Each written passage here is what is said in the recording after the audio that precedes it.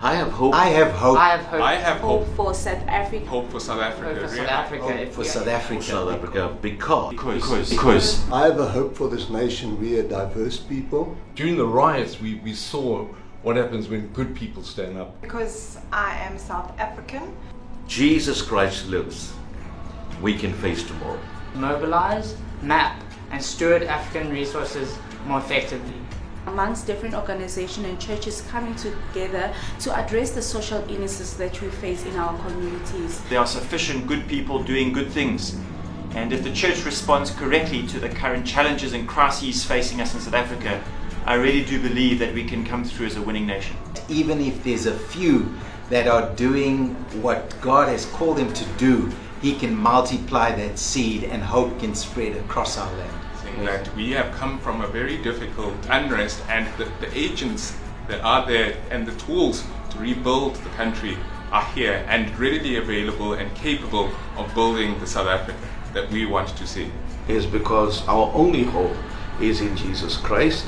For me as a Christian, I believe that Christians need to stand up more and stop worrying about all the fuss that's going on in the world and being too busy for anything. Our Bible has called us to be the change in our communities, as James 1:27 says. And what does this mean, guys, for the young people out there?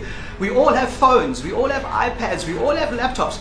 For Christians, I hope that the guys that I'm speaking to are living out their Christian walk daily. Because of the rich spiritual heritage of our nation, as well as the incredible promises that have been spoken over our country. I have hope for South Africa because every time the sun kisses her horizon, we are not only reminded of the richness of her soil, but of the diversity of her people and the resilience and the ability to rebuild despite of our past.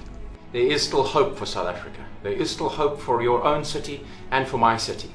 In spite of all the challenges, we still see cranes coming up. We still see investors coming. We still see industry growing. In spite of all our challenges, we still see children excelling in schools, going to universities and crafting a future for themselves. It's happening in my family, and I can assure you it's happening in hundreds and thousands of other families across South Africa. There is still hope for South Africa because Jesus is building His church. We're seeing people plant churches.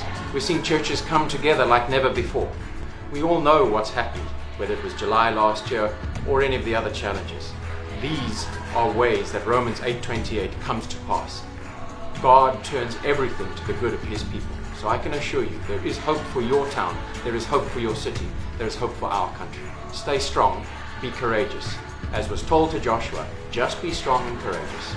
If I think of the words of our national anthem, which says Nkosi Sikelela iAfrika, literally means God bless Africa in Sotho. Morena Buluka Sitaba Sayeso Ufedise Dintwali Matwanyeho. It's an outcry of prayer to God to intervene and hear our petition and end all conflicts. It's time for us to uncross our arms. Let us unite, let us stand together as we trust as one for God to heal our land.